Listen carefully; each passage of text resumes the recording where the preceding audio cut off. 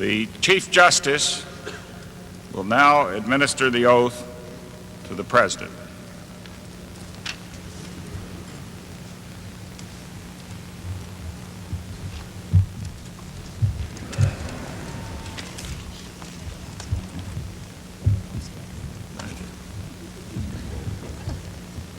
Mr. President, are you ready to take the oath? Yeah. If you'll raise your right hand and repeat after me. I, Ronald Reagan, do solemnly swear. I, Ronald Reagan, do solemnly swear. That I will faithfully execute. That I will faithfully execute. The office of President of the United States. The office of President of the United States. And will to the best of my ability. Will to the best of my ability. Preserve, protect, and defend.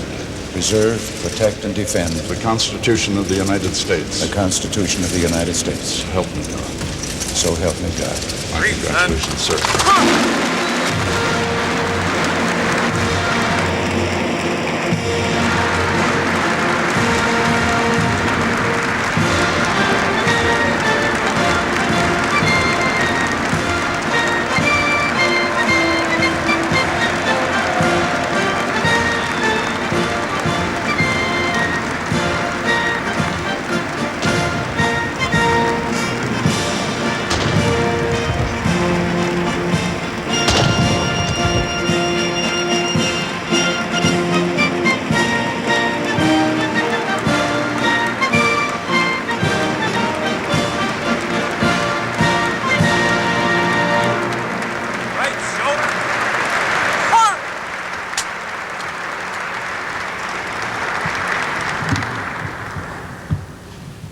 Senator Mathias, Chief Justice Berger, Vice President Bush, Speaker O'Neill, Senator Dole, Reverend clergy, and members of my family and friends, and my fellow citizens, this day has been made brighter with the presence here of one who for a time has been absent, Senator John Stennis. God bless you and welcome back.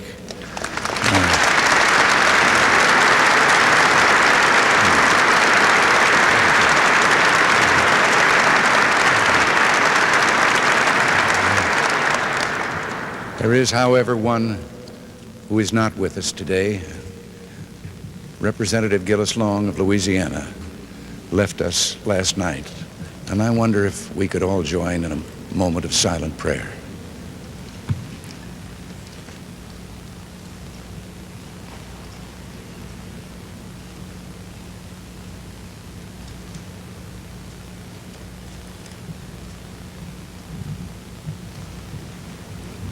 Amen. There are no words adequate to express my thanks for the great honor that you've bestowed on me. I'll do my utmost to be deserving of your trust. This is, as Senator Mathias told us, the 50th time that we, the people, have celebrated this historic occasion.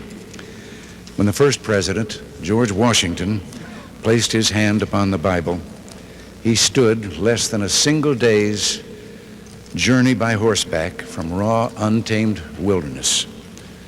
There were 4 million Americans in a union of 13 states. Today, we are 60 times as many in a union of 50 states. We've lighted the world with our inventions, gone to the aid of mankind wherever in the world there was a cry for help, journeyed to the moon and safely returned. So much has changed, and yet we stand together as we did 2 centuries ago.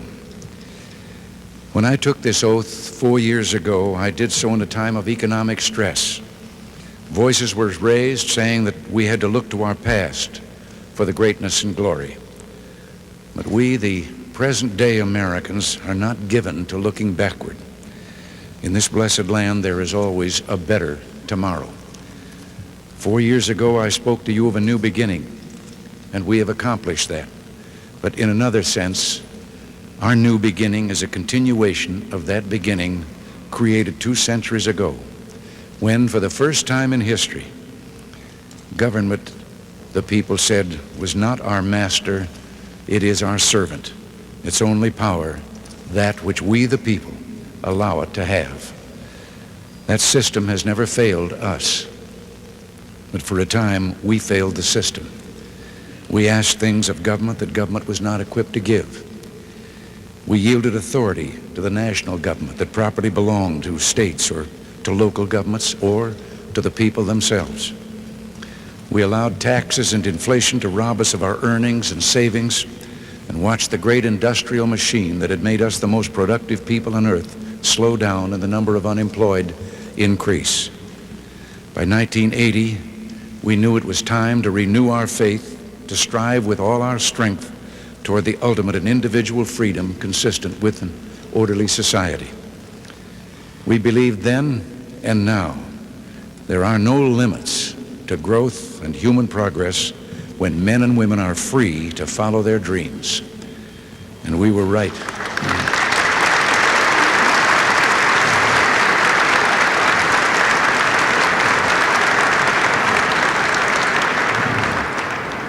And we were right to believe that. Tax rates have been reduced, inflation cut dramatically, and more people are employed than ever before in our history. We are creating a nation once again, vibrant, robust, and alive. But there are many mountains yet to climb. We will not rest until every American enjoys the fullness of freedom, dignity, and opportunity as our birthright. It is our birthright as citizens of this great republic. And if we meet this challenge, these will be years when Americans have restored their confidence and tradition of progress, when our values of faith, family, work, and neighborhood were restated for a modern age, when our economy was finally freed from government's grip, when we made sincere efforts at meaningful arms reductions and by rebuilding our defenses, our economy, and developing new technologies, helped preserve peace in a troubled world. When America courageously supported the struggle for individual liberty, self-government, and free enterprise throughout the world, and turned the tide of history away from totalitarian darkness and into the warm sunlight of human freedom.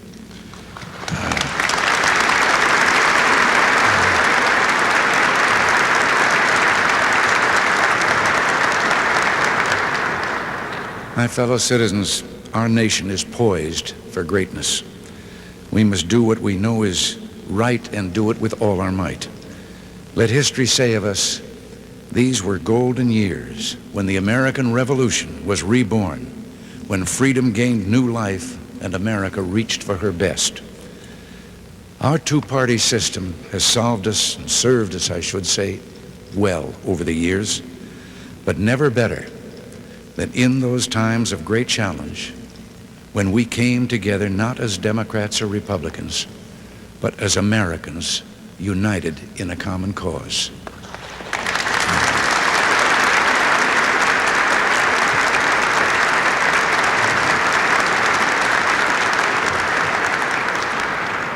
Two of our founding fathers, a Boston lawyer named Adams and a Virginia planter named Jefferson, members of that remarkable group who met in Independence Hall and dared to think they could start the world over again, left us an important lesson. They had become, in the years then in government, bitter political rivals. In the presidential election of 1800, and then years later, when both were retired and age had softened their anger, they began to speak to each other again through letters. A bond was reestablished between those two who had helped create this government of ours. In 1826, the 50th anniversary of the Declaration of Independence, they both died. They died on the same day, within a few hours of each other, and that day was the 4th of July.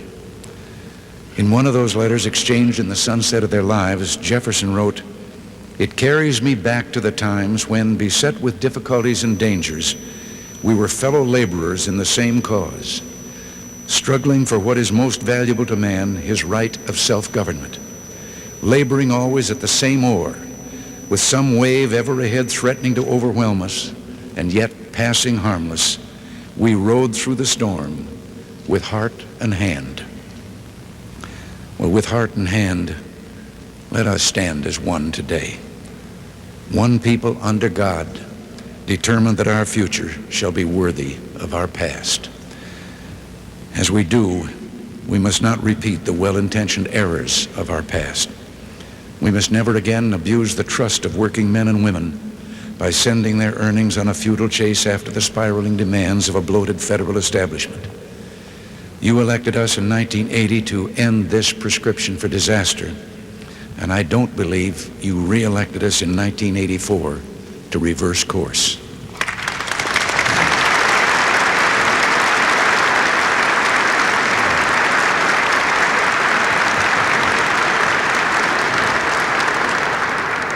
At the heart of our efforts is one idea vindicated by 25 straight months of economic growth.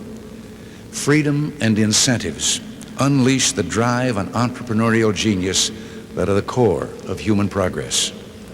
We have begun to increase the rewards for work, savings, and investment, reduce the increase in the cost and size of government and its interference in people's lives. We must simplify our tax system, make it more fair, and bring the rates down for all who work and earn. We must think anew and move with a new boldness so every American who seeks work can find work, so the least among us shall have an equal chance to achieve the greatest things, to be heroes who heal our sick, feed the hungry, protect peace among nations, and leave this world a better place. The time has come for a new American emancipation, a great national drive to tear down economic barriers and liberate the spirit of enterprise in the most distressed areas of our country. My friends, together we can do this, and do it we must, so help me God. From new freedom will spring new opportunities for growth, a more productive, fulfilled, and united people, and a stronger America. An America that will lead the technological revolution and also open its mind and heart and soul to the treasures of literature, music, and poetry, and the values of faith, courage, and love. A dynamic economy with more citizens working and paying taxes will be our strongest tool to bring down budget deficits. But an almost unbroken 50 years of deficit spending has finally brought us to a time of reckoning. We've come to a turning point, a moment for hard decisions. I have asked the cabinet and my staff a question, and now I put the same question to all of you. If not us, who? And if not now, when? It must be done by all of us. Going forward with a program aimed at reaching a balanced budget, we can then begin reducing the national debt.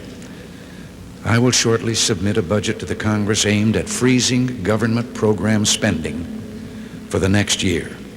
Beyond this, we must take further steps to permanently control government's power to tax and spend. We must act now to protect future generations from government's desire to spend its citizens' money and tax them into servitude when the bills come due. Let us make it unconstitutional for the federal government to spend more than the federal government takes in.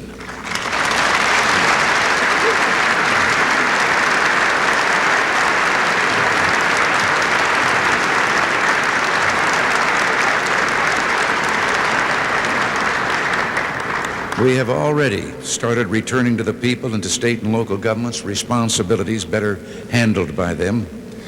Now, there is a place for the federal government in matters of social compassion, but our fundamental goals must be to reduce dependency and upgrade the dignity of those who are infirm or disadvantaged. And here, a growing economy and support from family and community offer our best chance for a society where compassion is a way of life, where the old and infirm are cared for, the young and, yes, the unborn protected, and the unfortunate looked after and made self-sufficient.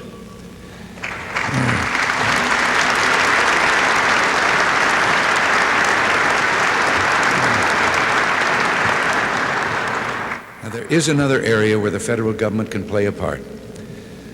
As an older American, I remember a time when people of different race, creed, or ethnic origin in our land found hatred and prejudice installed in social custom and, yes, in law. There's no story more heartening in our history than the progress that we've made toward the brotherhood of man that God intended for us. Let us resolve there will be no turning back or hesitation on the road to an America rich in dignity and abundant with opportunity for all our citizens.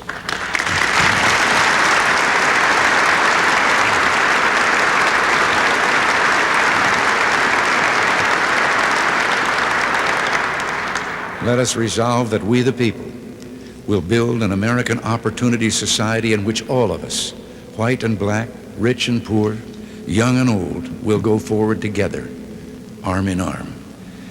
Again, let us remember that though our heritage is one of bloodlines from every corner of the earth, we are all Americans pledged to carry on this last best hope of man on earth.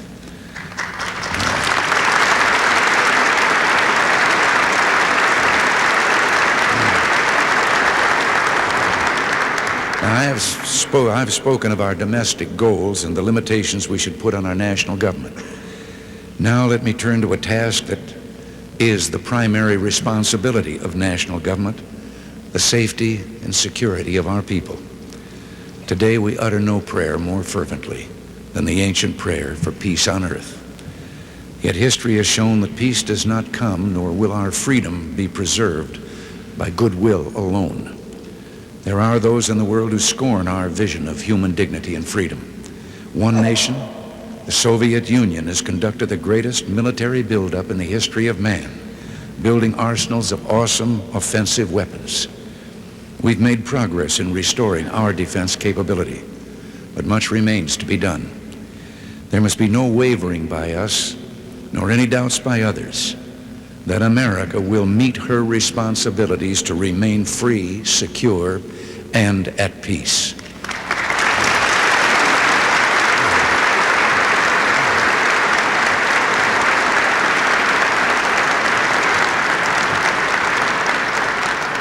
There is only one way safely and legitimately to reduce the cost of national security, and that is to reduce the need for it. And this we're trying to do in negotiations with the Soviet Union. We're not just discussing limits on a further increase of nuclear weapons. We seek instead to reduce their number. We seek the total elimination one day of nuclear weapons from the face of the earth.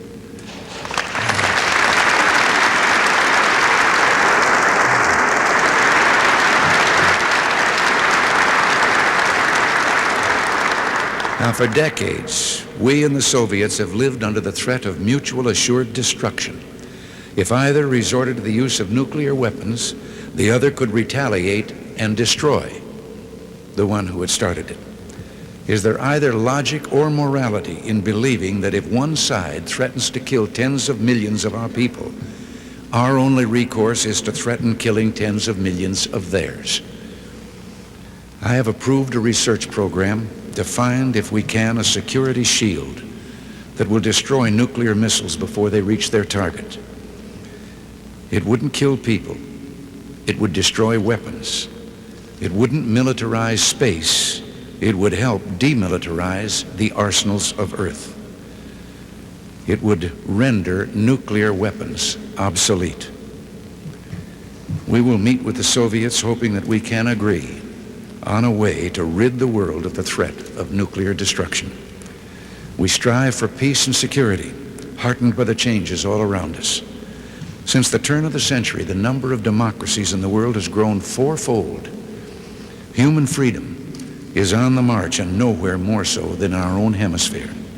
Freedom is one of the deepest and noblest aspirations of the human spirit. People worldwide hunger for the right of self-determination, for those inalienable rights that make for human dignity and progress. America must remain freedom's staunchest friend, for freedom is our best ally.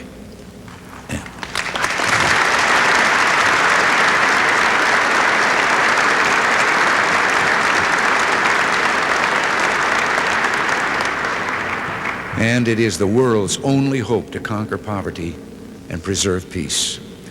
Every blow we inflict against poverty will be a blow against its dark allies of oppression and war. Every victory for human freedom will be a victory for world peace.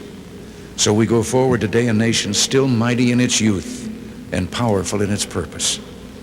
With our alliances strengthened, with our economy leading the world to a new age of economic expansion, we look to a future rich in possibilities. And all of this is because we worked and acted together, not as members of political parties, but as Americans. My friends, we live in a world that's lit by lightning. So much is changing and will change, but so much endures and transcends time. History is a ribbon always unfurling. History is a journey. And as we continue our journey, we think of those who traveled before us. We stand again at the steps of this symbol of our democracy, or we would have been standing at the steps if it hadn't gotten so cold. Now we're standing inside this symbol of our democracy. And we see and hear again the echoes of our past. A general falls to his knees in the hard snow of Valley Forge. A lonely president paces the darkened halls and ponders his struggle to preserve the Union. The men of the Alamo call out encouragement to each other. A settler pushes west and sings a song, and the song echoes out forever and fills the unknowing air. It is the American sound. It is hopeful, big-hearted, idealistic, daring, decent, and fair. That's our heritage. That's our song. We sing it still. For all our problems, our differences, we are together as of old. We raise our voices to the God who is the author of this most tender music. And may he continue to hold us close as we fill the world with our sound in unity, affection, and love. One people, under God, dedicated to the dream of freedom that he has placed in the human heart, called upon now to pass that dream on to a waiting and a hopeful world. God bless you, and may God bless America.